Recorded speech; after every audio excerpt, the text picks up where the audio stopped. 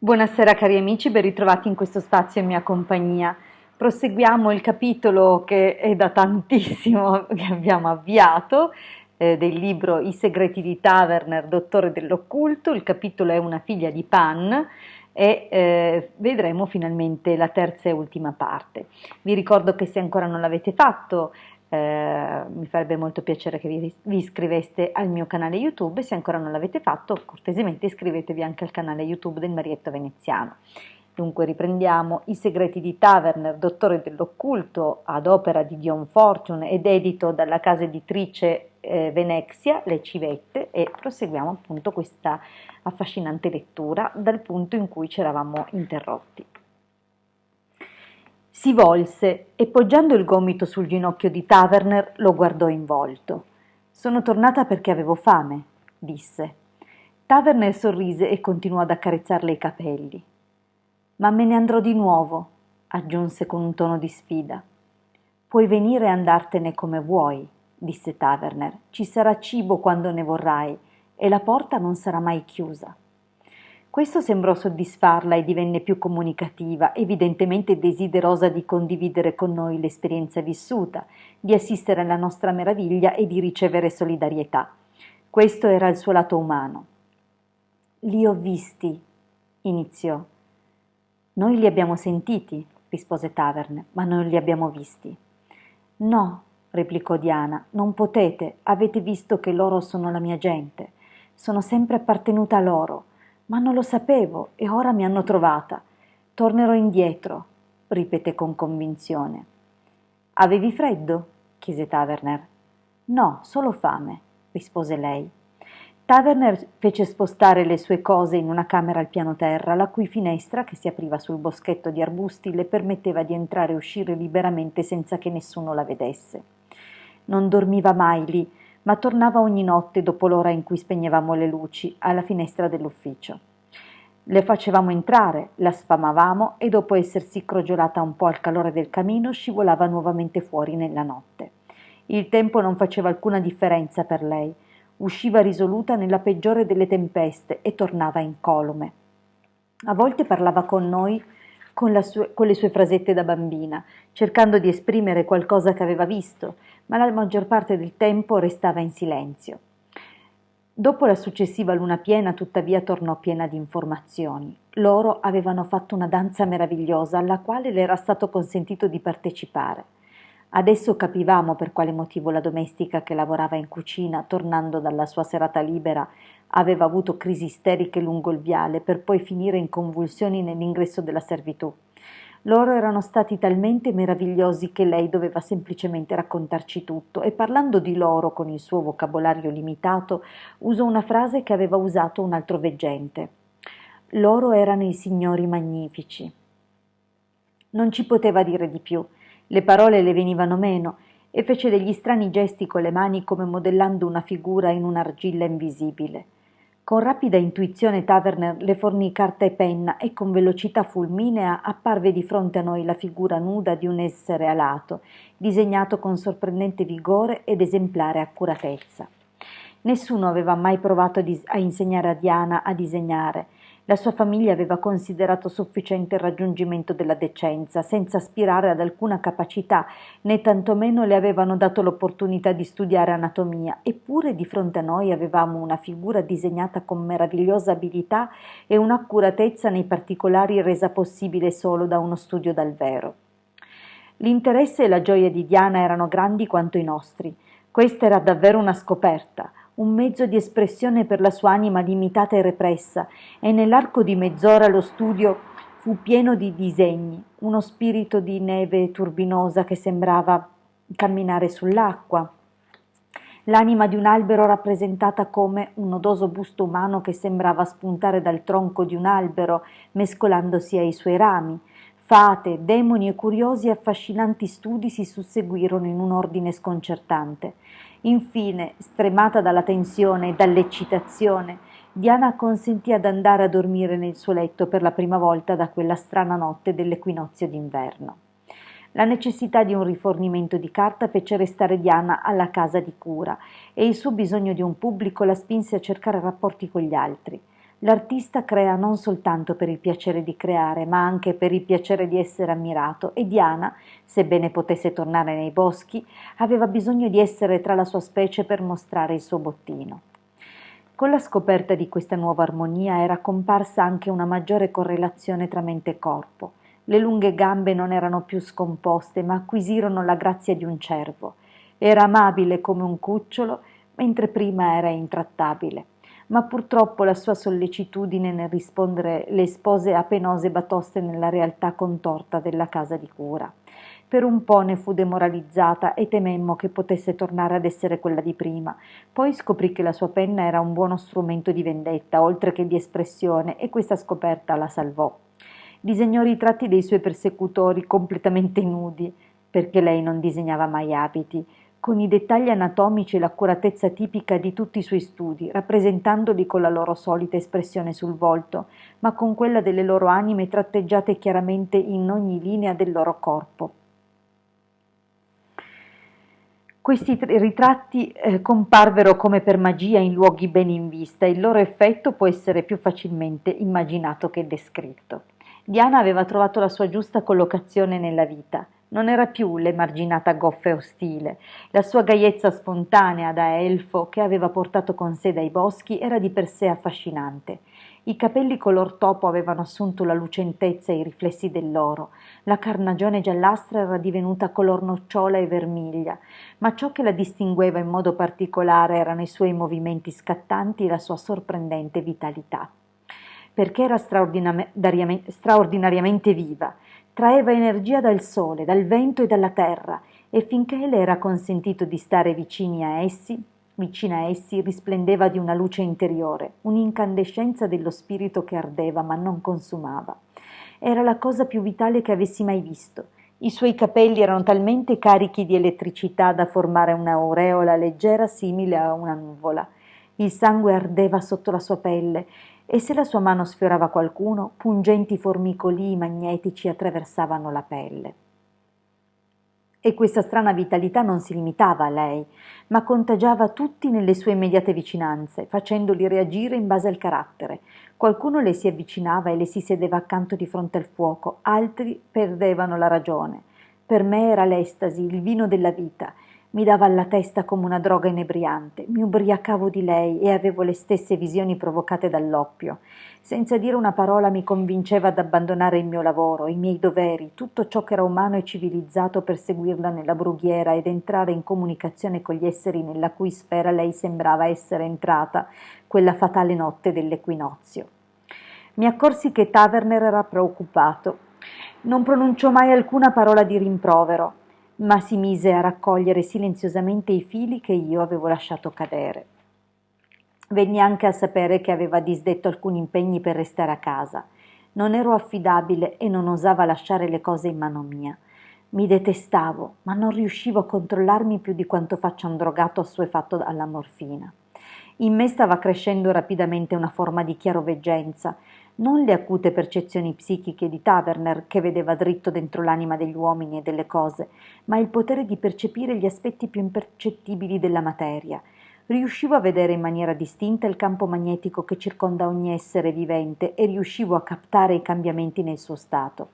Poco dopo iniziai a rendermi conto dell'andare e venire di quelle presenze invisibili che erano le divinità che Diana venerava. Un forte vento, il sole rovente o la terra spoglia, priva di coltivazioni, sembravano farli avvicinare a me, e io percepivo la vita che scorreva negli alberi. Queste cose cibavano la mia anima e mi rinvigorivano come il tocco della terra rinvigorisce sempre un figlio della grande madre. Le giornate iniziavano ad allungarsi, presto sarebbero stati 3 mesi dal giorno in cui Diana aveva fatto ritorno al suo mondo, e iniziavo a chiedermi per quanto ancora Taverner avrebbe ospitato la nostra paziente ormai perfettamente guarita, ma lui non sembrava pensarci affatto. Tuttavia iniziai a rendermi conto che Diana non era più una paziente, ma che lo ero diventato io, e che ero tenuto strettamente sotto controllo in attesa di una crisi che sembrava imminente. Un ascesso dell'anima doveva maturare prima di poter essere inciso e Taverner stava aspettando che accadesse. Nella mia mente si stava facendo lentamente strada l'idea che potevo sposare Diana. Il matrimonio non era l'espressione del legame che volevo stabilire con lei, ma non vedevo altre strade.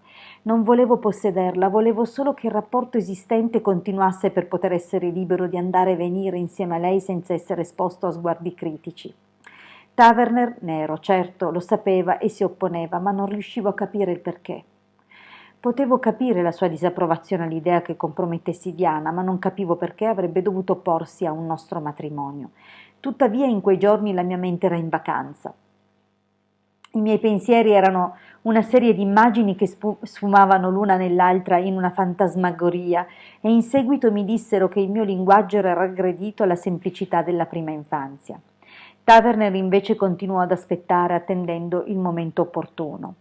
La crisi giunse improvvisa. Mentre il sole incendiava la sera del giorno più lungo dell'anno, Diana apparse sulla soglia della finestra dell'ufficio e mi fece cenno di uscire. Era straordinariamente bella, con la luce intensa del sole dietro di lei. I luminosi capelli arruffati catturavano la luce e risplendevano come un'aureola mentre mi invitava, con le mani stranamente persuasive, a uscire nell'oscurità crescente. Sapevo che si prospettava una corsa in mezzo all'Erica come non avevamo mai fatto prima e che alla fine avrei incontrato faccia a faccia le entità che lei adorava e che dopo quell'incontro, se mai il mio corpo fosse tornato a casa, la mia anima sarebbe rimasta là, all'aperto, insieme a Diana e alla sua gente. Sapevo tutto questo e con la visione interiore potevo vedere il riunirsi dei clan misteriosi che si stava verificando proprio allora. Le mani di Diana mi chiamavano e come mosso da un incantesimo mi alzai lentamente dalla scrivania. Diana, creatura dell'aria, mi stava incitando a correre con lei, ma io non appartenevo all'aria, ero un uomo in carne e ossa e in un attimo rivelatorio vidi Diana come una donna bellissima e seppi che non era destinata a me. Lei riusciva a richiamare solo una parte della mia natura e divenni consapevole del fatto che la parte migliore di me sarebbe rimasta sola, senza una compagna, se mi fossi unito a lei. A Diana non aveva fatto alcun male tornare alla natura, perché non era in grado di aspirare a cose più sublimi, ma in me c'era dell'altro oltre all'istinto e non potevo tornare a essa senza perdere il mio io più elevato.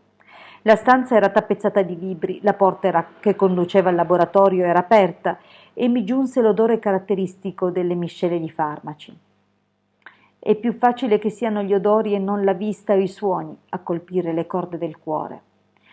Se il vento avesse tirato dall'altra parte, se l'odore dei pini fosse entrata dalla finestra aperta, penso che sarei andato con Diana. Ma fu l'odore del laboratorio a giungermi, e con esso il ricordo di tutto ciò che avevo sperato di fare della mia vita. Così ricaddi sulla sedia e mi nascosi il viso tra le braccia. Quando rialzai la testa, l'ultimo bagliore del tramonto era ormai svanito, e così anche Diana. Quella notte il mio sonno fu pesante e privo di sogni, il che fu un grande sollievo perché ultimamente ero stato turbato da strane impressioni, quasi fisiche, con le fantasie del giorno che diventavano la realtà della notte, ma con il mio rifiuto di Diana sembrò essersi rotto un incantesimo e quando la mattina dopo mi svegliai mi sentii normale come non mi capitava da molti giorni. Tornai ad avere il controllo sull'organizzazione della casa e mi sembrò di essere come uno che era stato in esilio in un paese straniero ed era tornato alla sua terra natia dopo lungo tempo. Non vidi Diana per svariati giorni perché era scomparsa nel bosco e voci di ruberie negli orti e nei pollai da parte di uno zingaro particolarmente ingegnoso e inafferrabile spiegò perché non tornasse nemmeno per mangiare. Con la coscienza che mi rimordeva per il mio recente errore, mi assunsi il compito piuttosto arduo di portare fuori a passeggiare Tennant, poiché dopo il suo tentativo di suicidio non osavamo lasciarlo andare in giro da solo. Era un compito tedioso, perché Tennant non parlava mai a meno che non fosse interpellato, e anche in quel caso cercando di farlo il meno possibile. Di certo non aveva fatto alcun progresso nei mesi in cui era stato alla casa di cura ed ero sorpreso dal fatto che Taverner lo avesse tenuto così a lungo, poiché di solito si rifiutava di continuare a ospitare casi che considerava senza speranza. Di conseguenza conclusi che dovesse avere ancora delle speranze per Tennant, per quanto non mi avesse confidato di che tipo fossero.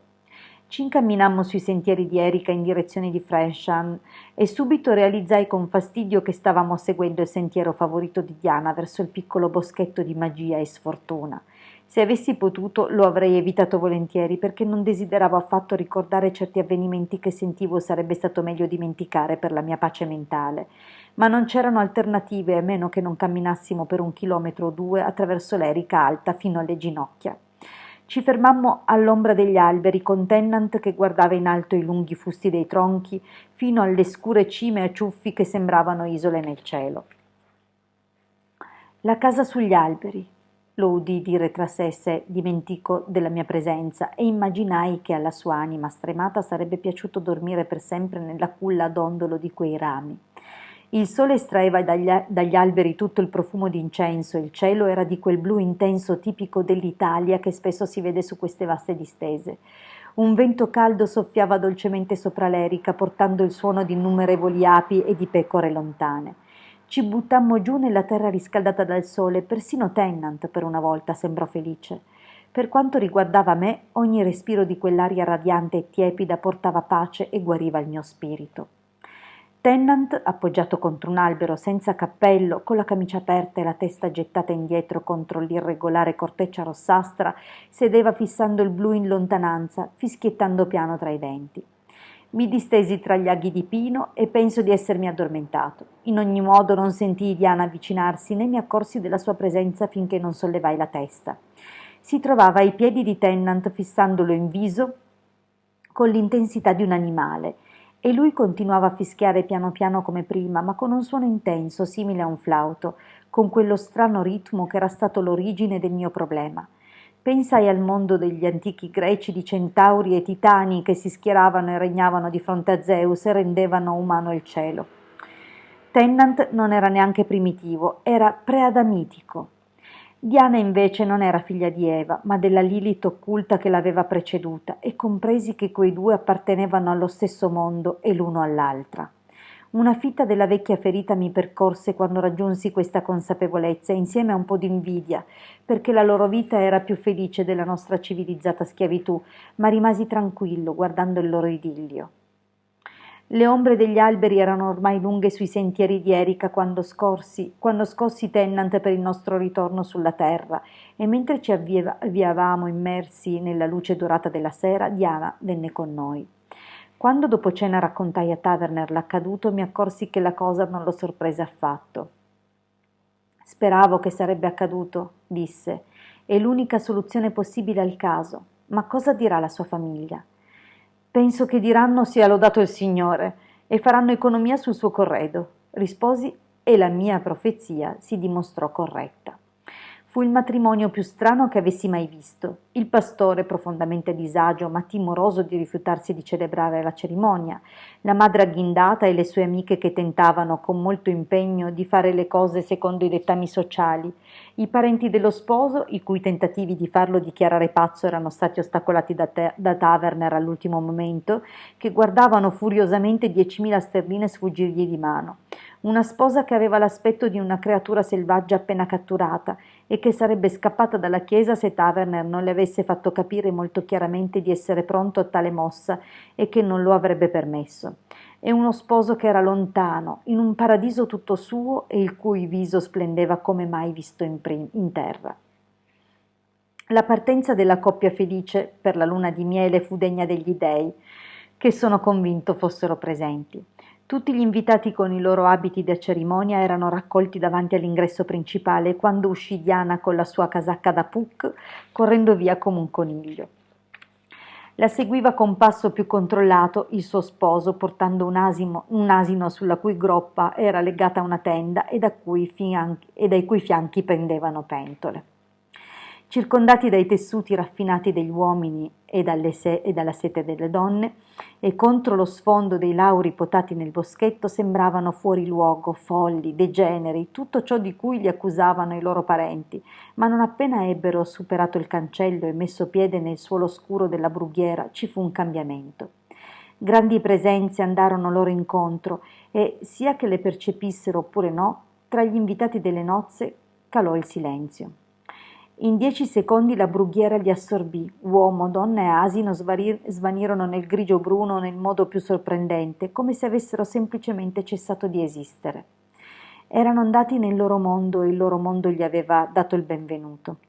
Una civiltà con la quale non avevano niente a che fare non avrebbe più avuto il potere di torturarli e imprigionarli per la loro diversità. Nel silenzio assoluto gli invitati alle nozze rientrarono per il rinfresco e nessuno si ricordò di fare un brindisi. Non sentimmo più parlare dei viandanti fino alla primavera seguente, quando udimmo un colpetto alla finestra dell'ufficio dopo l'ora in cui si spegnevano le luci, e la cosa mi fece istantaneamente pensare a Diana. Tuttavia non era lei, ma suo marito. Taverner non c'era, ma su sua richiesta accompagnai l'uomo. Non dovemmo andare molto lontano. La piccola tenda scura era piantata quasi ai margini del nostro boschetto e capii in un attimo perché ero stato chiamato, sebbene ci fosse poca necessità di farlo, perché le divinità della natura sanno badare a se stesse. Siamo solo noi creature superiori che dobbiamo essere trascinati nel mondo per la collottola. I cancelli della vita ruotano su cardini ben oliati e in pochi minuti avevo tra le braccia una piccola nipotina di Pan. Una piccola perfezione appena nata, ad eccezione delle orecchie a punta.